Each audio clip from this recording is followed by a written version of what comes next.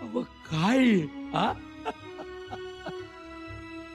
केवढी पत्र, केवढ्या या वस्तू हा? मोजदात करता करता माणूस दमून जायचा की. सचमुच खूप नजराणे आलेत. भेट वस्तूंची यादी संपतच नाही. हा, एक यादी संपली की दुसरी यादी तेवढीच. याचा अर्थ एकच कविराज, का आपल्या बाळाजी पंतांनी एकदम चोख काम केलंय. किती जणांना आणि केवढी पत्र पाठवलेत बघा की. खरंय. अहो 10-12 दिवस त्यांचं निमंत्रण पत्रिका लिखाणाचं काम चालूच होतं. हो, शंभू राजांवर तेवढा लोभ आहे राजा महाराजांचा, सरदारांचा, म्हणून पाठवले पत्रिका. त्यामुळे ज्यांना जमलं ते आले, ज्यांना नाही जमलं त्यांनी नजराणे पाठवलेत. होय तर. अरे त्यामुळं काय रंगतदार झाला सोहळा हा, देखणा झाला सोहळा. हो ना, किती वर्षांनी गडावर आनंद नुसता ओसंडून वाहत होता. तर अहो यो गोवळकोंड्याचा नजराणा, त्यो आदिलशाचा, यो नागपूरचा, त्यो दक्षिणेकडचा, बंगळूर, जिंजी, तंजावर, टोपीकर, बंगळूर समध्यांनीच नजराणे पाठवले. ती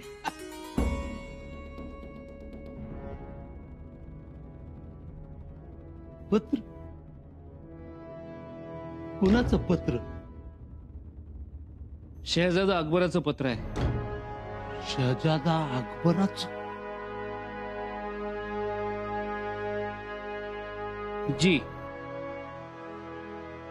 आणि ताजमहालाची कागदी प्रतिकृती पाठवली. हा,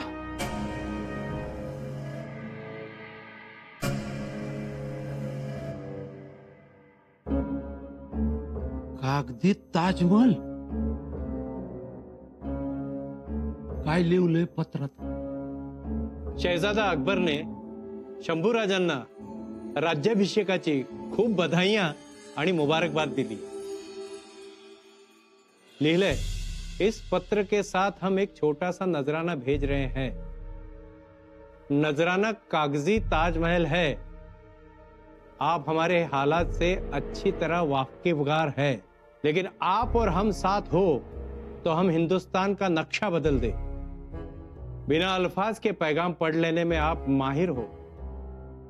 अगर आपका साथ हो तो आगरा के संगे मरमर का ताजमहल ही नहीं, दिल्ली का लाल किला भी हम आपको नजराने में दे सकते हैं. महाराज संभाजी, दोस्ती का हाथ बढ़ाकर इतिहास को बदलने में हम आपके साथ रहेंगे और आप हमारे साथ. इस एतबार के साथ खुदा हाफिज. हिंदुस्तान का बादशाह अकबर.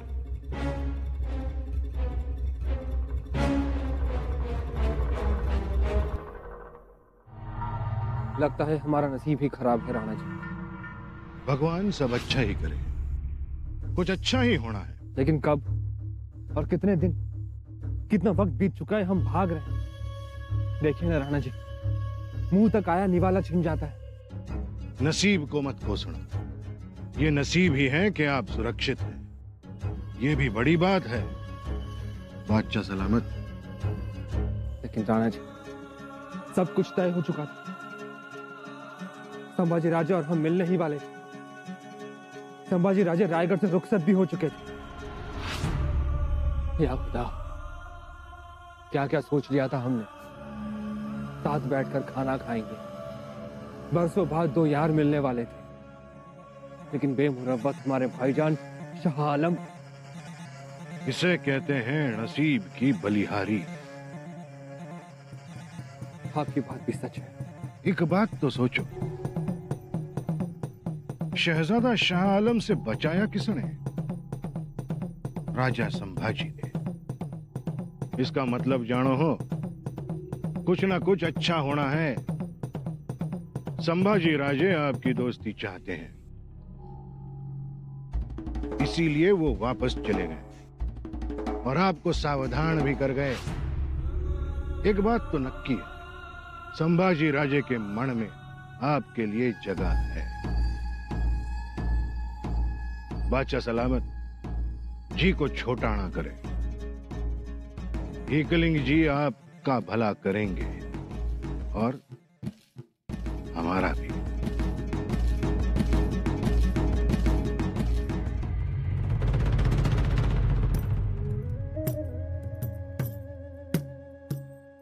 ऐकलं का मुजुमदार? कशाला खपल्या काढताय? बसा की गप. हे म्हणजे बोलायला बी कसं एकदम मिळमिळीत वाटतंय. मुजुमदार सुरनीस कसं वाटायचं? सुरनीस हा आता म्हणजे कशी घरावरची कवलं काढून नेल्यासारखं वाटतंय. मुजुमदार हे दान मनासारखं पडलं ना तर घरावर सोन्याची कौलं घालीन मी. अगोदर प्रसाद घ्या, प्रसाद. ठीक आहे घ्या. अरे वा, गुळ खोबरं कशासाठी? अहो नव्या इमारतीचा पाया दागलाय शंभूराजेंनी. म्हणजे उदळ मारली आणि श्रीफळ वाढवले त्याचाच प्रसाद आहे हो. लय गर्दी जमली होती. खोबरं गोड आहे म्हणजे गुळाची गरजच नव्हती, एवढं गोड आहे. पण आता इमारत कोणासाठी बांधतात? काय कमी इमारत आहे तो गडावर? अहो इमारत नव वाडा दागलाय चौसोपी. कुणासाठी? कवी कलशेसाठी वाडा बांधतायत. काय?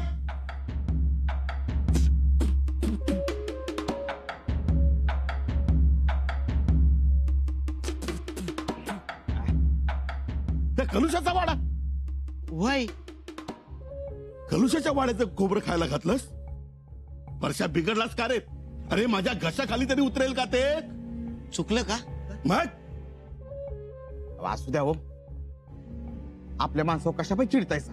हा तो चिडणार नाही तर काय? तो चिडणारच. आणि मी जे काही चिडतोय ते तुमच्यासाठी. हे खरं तुम्ही चिडायला पाहिजे होतं. म्हणजे काय एवढंही लक्षात येत नाही तुमच्या? अहो तुम्हाला ठेवलंय गुळ खोबऱ्यावर आणि त्या कलुशासाठी वाडा बांधायला निघालेत. होय की? तुम्ही एवढे रक्ताचे नात्याचे काय केलं शंभूराजांनी तुमच्यासाठी? पण कोण कुठला भडबुंजा कुठून आला, कसा आला, का आला, 2 कविता काय लिहिल्या, जय जयकार काय केला, तर त्याला वाडा, त्याला छंदोगामात्य आणि जवळच्यांचं पारिपात्य. हा काय न्याय झाला? तुम्ही म्हणताय तेच खरं. मोहिनी घातली त्यानं. त्याशिवाय काय एवढे करतात शंभूराजे? एवढी चेंगरा चेंगरी करून त्यांनी लोकांची घरं उजाड केली आणि त्याच्यासाठीच वाडा? खरं सांगू त्यो पोटात शिरलाय राजांच्या.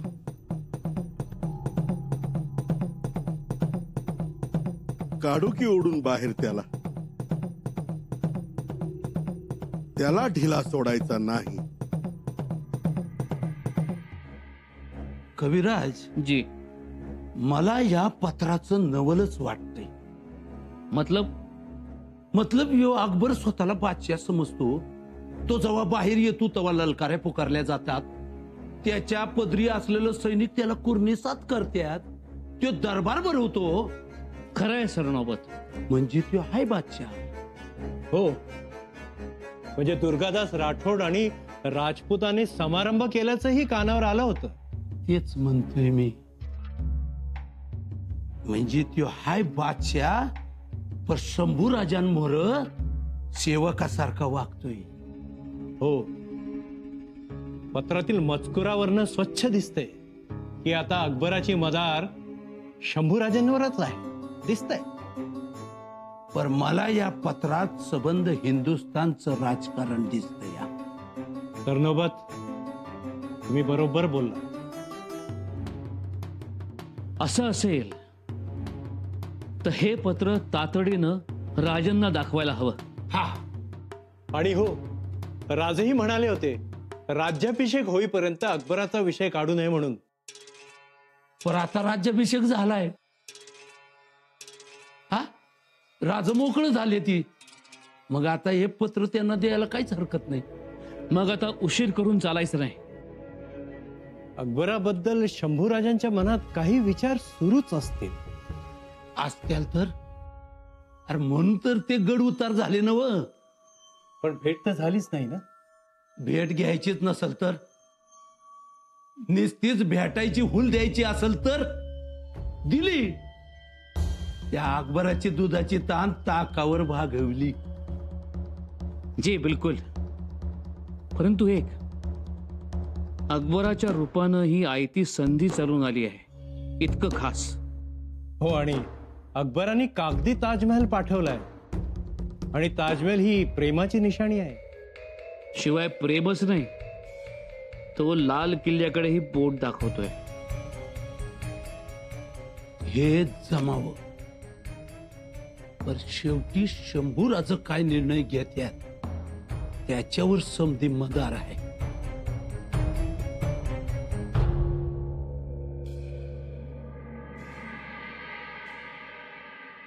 दिशा ठरणार, पण कोणती? नाराजीची का? नाराजी का म्हणून? धाकट्याबाई साहेब, एकूण वातावरण पाहता परिस्थिती तशीच निर्माण झाली आहे. पण तुम्हाला कुठे उणीवा भासल्या का? आता बघा ना, अष्टप्रधान मंडळात नव्याचाच भरणा जास्त आहे. माफी असावी मातोश्री, परंतु तुम्ही म्हणताय तसे नवे कोण आहेत? सगळे जुने जाणतेच आहेत. निळोपंत मोरेश्वर पिंगळे, तेही पेशवे म्हणून नवीनच आहेत. शिवाय वयानेही लहान आहेत. अहो, पण ते मोरोपंतांचे चिरंजीव आहेत आणि मृत्यूसमयी शंभूराजेंनी त्यांना तसा शब्दही दिला होता. मातोश्री, शब्दाला जागल्यासारखं तर झालंच. पाणी घेऊन ये. शिवाय निळोपंत हे मोरोपंतांचे चिरंजीव असले तरीही पेशवे पद सांभाळण्याची योग्यता आहेच त्यांच्या. सोदनीस पदावर आबाजी सोंदेवाले, तेही नवेच आहेत. जनार्दन पंत डबीर झाले, हेही नवच नाही का? मातोश्री, जनार्दन पंत, आबाजी सोंदे हे मंत्रिमंडळात नवे असले तरीही जुने जाणतेच आहेत.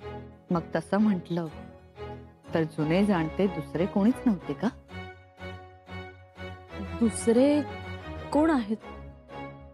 तेच ज्यांना डावललं गेलंय. थोरल्या बाईसाहेब, तुम्ही सांगाल का कुणाला डावलण्यात आलं ते? हिरोजी फर्जंदांना डावललंच की. अहो, ते जवळचेच आहेत. अष्टप्रधानात नसले तरीही अष्टप्रधानात असल्यासारखेच आहेत ते. असं म्हणून त्यांची समजूत निघेल? माफी असावी मातोश्री, परंतु समजूत काढण्याची गरज नाही. ते नाराजच नाहीत. राजद्रोह करून देखील राजे सन्मानानंच वागवत आहेत त्यांना. ते काय कमी आहे का? सन्मानानं तर दुसऱ्यांनाही वागवलं जातंय. कोणाला वागवलं जाते? कविराजांना. अहो, छंदोगामात ते पद ते फक्त त्यांच्यासाठी निर्माण केलं गेलंय. आणि एवढंच नाही, तर आता त्यांच्यासाठी वाडाही बांधला जातोय. हाही एक प्रकारचा सन्मान नाही का? अहो, पण ते शंभूराजेंचे मित्र आहेत आणि मित्रासाठी एवढं केलं तर मित्रासाठी करू देत ना. पण जे जीवाला जीव देतात, आपल्यासाठी रक्त सांडतात, त्यांचा विचार नको का करायला? म्हणजे कोणाचा? तू वारा घाल. कोंडाजी फर्जंदांचा. एवढा मोठा राज्याभिषेक सोहळा पार पडला, पण ते सोडून शहा आलमच्या मागावर गेले. ते त्याच्याशी लढले, त्याला पिटाळून लावलं. बागलाणात अजूनही मोर्चा बांधून बसले आहेत ते. आणि इथे रला र ट ला ट करणाऱ्यांना सावलीसाठी इमारत बांधून दिली जाते. आम्ही नाराजीची दिशा म्हणतोय ते हीच.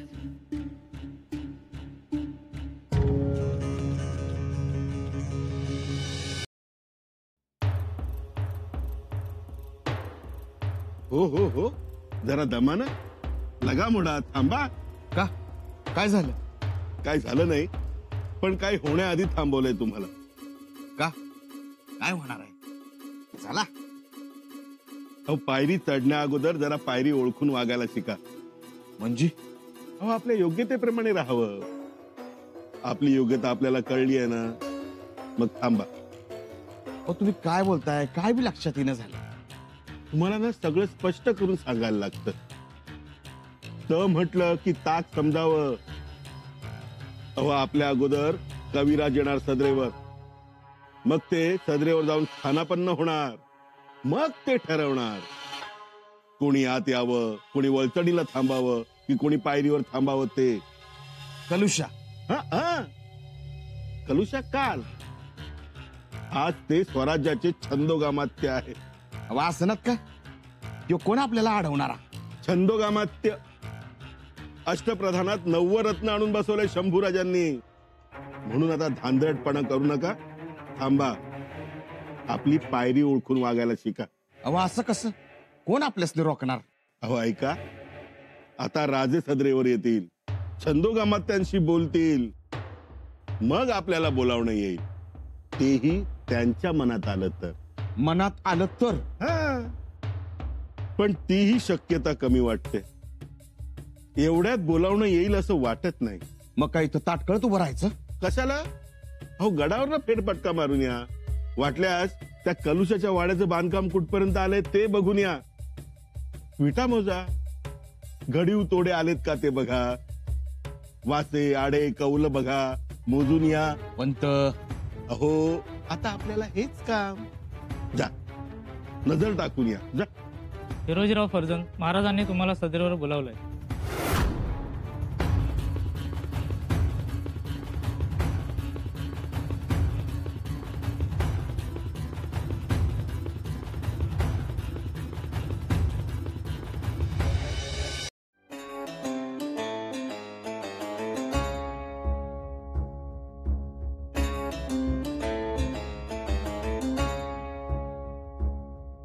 हिरोजी काका, आज्ञा महाराज. हा ताजमहाल बघितला? वय महाराज. शहजादा अकबराने आपल्या आजीची कब्र पाठवली आहे. द्यायला दुसरं काय नाहीच आहे त्याच्याकडे, त्याला त्यो तरी काय करणार. हिरोजी काका, असली ताजमहाल आणि नकली ताजमहाल याच्यातला फरक ओळखू शकाल? अगदी चांगल्या रीतीनं. आग्र्यात असताना सारखं जाणं येणे असायचं, त्यामुळे तोंडपाठ झालाय ताजमहाल. त्यामुळे खरं खोटं समज ध्यानात या. त्याला सच्ची आहे का वेगळी ते बी काढ. हिरोजी काका, ताजमहालासारखाच माणूस ओळखा.